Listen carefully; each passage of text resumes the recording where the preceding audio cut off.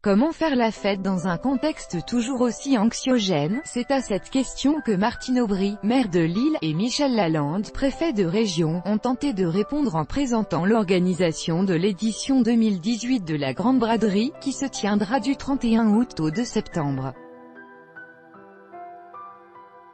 Martine Aubry assure qu'avec environ 2 millions de visiteurs, la braderie de 2017 était une réussite.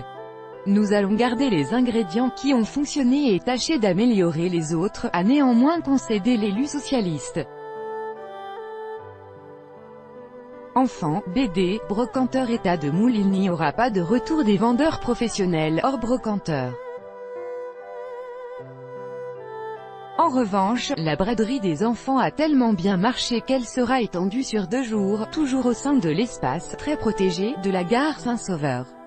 Idem pour la braderie de la BD, sise au Palais des Beaux-Arts.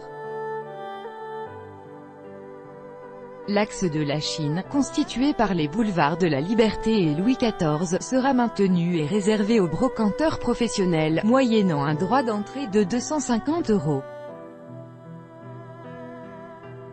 Le manque de toilettes à l'esplanade devrait par ailleurs être réglé. La carte du périmètre de la braderie 2018. 20 minutes pour la braderie des commerçants. Le lundi, Martine Aubry a posé une condition à sa pérennisation: il faut que les boutiques jouent le jeu et qu'il n'y ait pas de trous comme l'année dernière.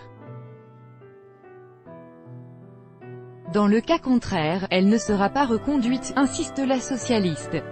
Des trous, il y en avait aussi rue du Molinel ou rue Pierre-Mauroy. Pour éviter que cela ne se reproduise, les riverains auront jusqu'au 19 août pour réserver leur emplacement. Passé ce délai, les personnes hors périmètre pourront s'inscrire sur une liste d'attente afin de bénéficier de ces emplacements vides. Périmètre un peu étendu. Par ailleurs, la surface bradeuse a été étendue à la rue Gambetta et aux petites rues autour du quai de Vaud. Si besoin, les bradeux en rade d'emplacement pourront aussi s'installer sur la place de la République. Si la maire de Lille souhaite le retour des tas de moules, elle a aussi insisté sur les prix de vente. J'ai été choquée de voir des moules frites à 18 €. Il faut que les restaurateurs restent raisonnables et gardent l'esprit braderie, a-t-elle déclaré.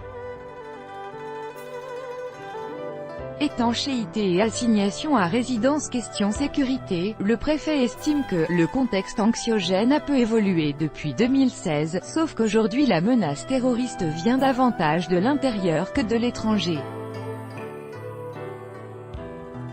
Comme en 2017, le périmètre de la braderie sera totalement hermétique, accessible uniquement via 12 points d'accès sécurisés.